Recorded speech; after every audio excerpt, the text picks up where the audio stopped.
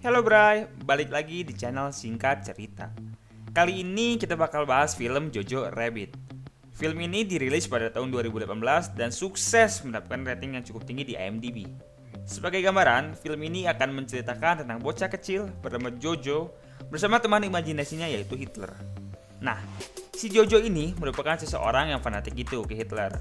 Tapi, seiring berjalannya waktu, semuanya bakal berubah. Nah, penasaran gimana alur ceritanya? Langsung aja, check it out.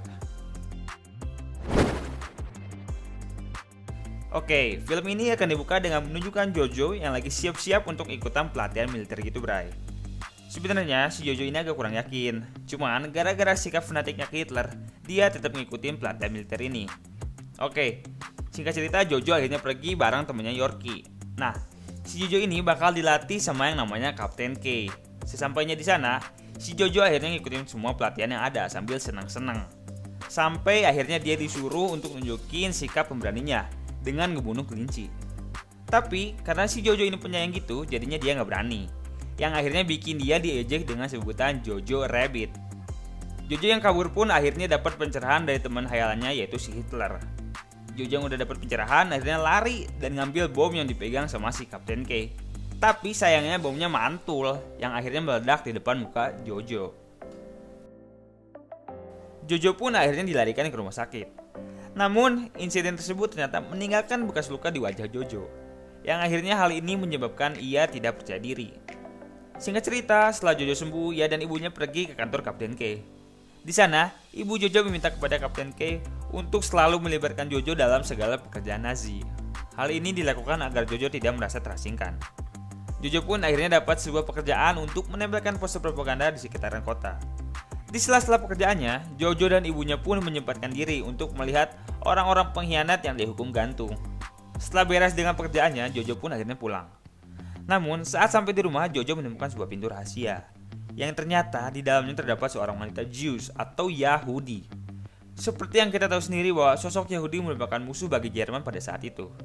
Oke, di sini kita dapat tahu bahwa wanita tersebut bernama Elsa. Di sana Elsa mengancam Jojo untuk tidak memberitahukan keberadaannya atau ibunya akan mati. Jojo yang ketakutan pun akhirnya kabur. Setelah kabur, Jojo sedikit berbincang dengan teman imajinasinya yaitu si Hitler. Setelah berbincang, Jojo pun memutuskan untuk berusaha mulai pertemanan dengan si Elsa dengan tujuan akan menikamnya saat ia lengah. Itu rencana Jojo sebenarnya. Oke, setelah itu scene pun berpindah pada malam hari. Di sini adegan memperlihatkan ibu Jojo sedang sedikit berbincang dengan Elsa, yang artinya ini menyebutkan bahwa ibu Jojo telah menolong seorang Yahudi. Dalam percakapan ini dapat disimpulkan pula bahwa ibu Jojo dan Elsa memiliki sedikit hubungan emosional gitu, walaupun tidak dijelaskan secara gamblang. Esok harinya, Jojo kembali berbincang dengan Elsa. Jojo menyatakan beberapa syarat agar Elsa bisa tetap tinggal di rumahnya. Salah satunya Elsa harus memberitahu Jojo segala sesuatu tentang kaum Yahudi, yang nantinya informasi ini akan dijadikan buku oleh Jojo. Namun, karena Elsa dan Jojo belum saling kenal, Elsa pun akhirnya kembali menakut-nakuti Jojo. Esok harinya Jojo pun kembali mendatangi Elsa. Namun, kali ini dengan metode yang berbeda. Kali ini Jojo menyuruh Elsa untuk menggambar peta lokasi di mana kaum Yahudi tinggal. Saat menggambar, Elsa sedikit berbincang dengan Jojo bahwa ia memiliki seorang tunangan yang bernama Nathan. Namun, Nathan telah hilang bersama pasukan perang lainnya saat ia bertugas. Tapi karena sifat benci Jojo kepada kaum Yahudi, Jojo pun terus mengejek Elsa. Setelah selesai, Elsa memberi hasil gambarannya kepada Jojo. Namun gambar tersebut hanyalah sebuah gambar kepala Jojo. Jojo pun kembali gagal menggali informasi tentang kaum Yahudi. Setelah kembali gagal, Jojo pun akhirnya pergi ke sebuah perpustakaan untuk membuat surat palsu yang seakan dibuat oleh Nathan, tunangannya si Elsa tadi. Singkat cerita, Jojo pun balik ke rumahnya buat bacain surat itu ke Elsa. Oke, isi dari surat palsu ini nyatain bahwa si Nathan seakan udah gak mau berhubungan dengan Elsa karena si Nathan udah punya pacar baru. Setelah dengar cerita itu, si Elsa pun langsung sedih.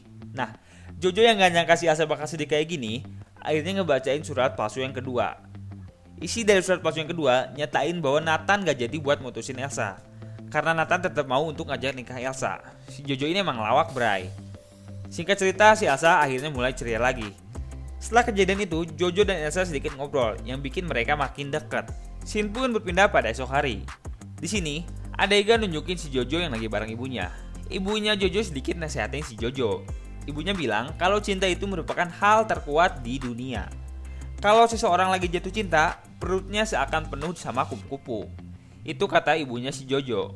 Di sini juga, Jojo dan ibunya sedikit nari-nari manja gitu, Bray. Singkat cerita, Jojo akhirnya pulang. Sesampainya di rumah, Jojo dan Elsa kembali ngobrol.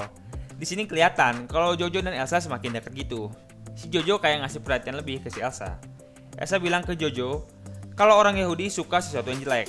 Dan di saat bersamaan, si Jojo pun ngaca dan ngelihat wajahnya yang jelek. Ini berarti Elsa juga suka sama Jojo. Scene pun berpindah pada malam hari. Di sini diperlihatkan Elsa lagi ngobrol sama ibunya Jojo. Mereka ngebahas tentang cinta dan kehidupan. Di sini pun dapat kita tahu bahwa ibunya Jojo nyembunyiin si Elsa karena Elsa ini mirip sama kakaknya Jojo yang udah nggak ada, yaitu Inga. Jadi itu merupakan alasan kenapa si Elsa ini dirawat sama ibunya Jojo. Esok harinya Jojo pergi ke kantor Kapten K untuk ngasih tahu kalau dia punya buku tentang kaum Yahudi.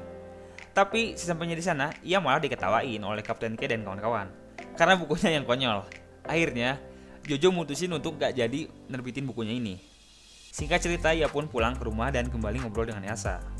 Di sini Elsa bilang ke Jojo, kalau Jojo bukanlah seorang Nazi, melainkan hanya bocah baik hati yang tinggal di Jerman. Di saat bersamaan, Elsa ngelihat kaca dan mendapati dirinya yang kotor. Elsa pun akhirnya mandi. Pas beres mandi, Jojo gak sengaja nih ngeliat Elsa yang makin cantik. Di saat bersamaan, perut Jojo tiba-tiba penuh sama kupu-kupu, yang nandain kalau si Jojo ini seakan lagi jatuh cinta ke Elsa. Tapi saat momen itu berlangsung, tiba-tiba terdengar suara seseorang yang ngetuk pintu. Waktu dicek, yang ngetuk itu adalah Gestapo. Buat yang nggak tahu, Gestapo ini semacam polisi pengawas gitu, buat ngawasin kalau ada yang berkhianat dari Jerman. Singkat cerita, Gestapo pun masuk dan ngecek rumah Jojo. Tapi di saat bersamaan tiba-tiba datang Kapten K bareng ajudannya. Nah, akhirnya rumah Jojo ini dicek sama Gestapo dan Kapten K. Tapi pas Gestapo lagi ngecek, Elsa tiba-tiba keluar. Nah, tapi si Elsa ini cerdik. Dia pura-pura seakan jadi kakaknya Jojo yang namanya Inga tadi. Tapi karena gerak-gerak Elsa sedikit mencurigakan, Gestapo pun minta Elsa untuk memperlihatkan KTP-nya. Singkat cerita, Elsa pun nunjukin KTP-nya Inga. Pas sudah ketemu, Kapten K nanya ke Elsa tanggal berapa dia lahir. Elsa yang gak tahu apa-apa, akhirnya asal ngejawab kalau ia lahir tanggal 1 Mei 1929. Dan ternyata tanggal lahirnya sesuai sama yang di KTP. Jeng jeng jeng. Singkat cerita, Kapten K dan Gestapo pun pergi. Setelah pergi, Elsa bilang ke Jojo bahwa tanggal lahir yang disebutin Elsa ternyata nggak sesuai dengan yang di KTP. Ini berarti si Kapten K tadi ngelindungi mereka dari Gestapo. Oke, singkat cerita si Jojo ini akhirnya mutusin buat ngasih tahu ke ibunya kalau dia sama Elsa sekarang berteman. Scene pun berpindah nunjukin Jojo yang lagi ngobrol sama si Hitler, teman imajinasinya tadi. Di sini Jojo bilang ke Hitler kalau si Elsa orang Yahudi ini sama sekali nggak jahat kok. Propaganda yang selama ini diterima Jojo ternyata nggak benar. Lantas si Hitler pun langsung marah ke Jojo. Oke, singkat cerita percakapan itu berakhir dan Jojo akhirnya keluar rumah buat nyari ibunya. Pas lagi di jalan, Jojo nggak sengaja lihat kupu-kupu yang akhirnya diikutin sama si Jojo. Tapi pas diikutin, Jojo nggak sengaja ngelihat orang yang digantung pakai sepatu merah. Dan yang digantung itu adalah ibunya si Jojo. Sumpah, di sini ini sedih banget, Bray. Kayak tiba-tiba bikin mata berkaca-kaca gitu. Setelah bersedih, si Jojo pun lantas pulang. Sesampainya di rumah, Jojo langsung datangin si Elsa. Dia pun langsung nusuk Elsa pakai pisau yang dipegangnya. Tapi nggak sampai nusuk banget gitu. Nah, di sini si Elsa pun langsung tahu kalau si Jojo sedih gara-gara ibunya udah meninggal. Malamnya Elsa dan Jojo kembali ngobrol, yang bikin mereka makin dekat. Di sini Elsa ngasih tahu kenapa ibunya Jojo mau nampung si Elsa ini. Esok harinya, waktu si Jojo lagi jalan-jalan keluar, seluruh kota tiba-tiba panik, Bray. Si Jojo lantas kebingungan. Nah, si Jojo yang pelangap-pelongo ini nggak sengaja lihat Yorkie, temannya waktu itu. Jojo nanya ke Yorkie, lagi ada apa nih? Terus Yorkie jawab, kalau Jerman lagi diserang sama Rusia dan Inggris. Jojo pun akhirnya mutusin buat bantuin Yorkie ikut perang. Pas lagi ngebantuin, si Yorkie tiba-tiba bilang ke Jojo kalau Hitler udah mati gara-gara bunuh diri. Yorkie bilang ternyata Hitler sama ini punya sifat-sifat jelek yang disembunyiin dari masyarakat Jerman. Oke, singkat cerita Jerman pun kalah dari serangan tersebut. Setelah perang selesai, Jojo, Kapten K, dan pasukan Jerman lainnya ditangkap oleh tentara musuh. Nah, tapi di sini Kapten K yang sayang sama Jojo akhirnya nolongin Jojo biar dibebasin sama tentara musuh. Di sini si Kapten K berlagak kayak pura-pura nggak kenal gitu sama si Jojo dan nganggap bahwa si Jojo ini musuh. Si Jojo pun akhirnya dibebasin. Waktu perjalanan pulang, si Jojo nggak sengaja ketemu sama Yorkie. Nah, di sini si Yorkie ngingetin ke Jojo untuk berhenti jadi Nazi karena Nazi udah kalah.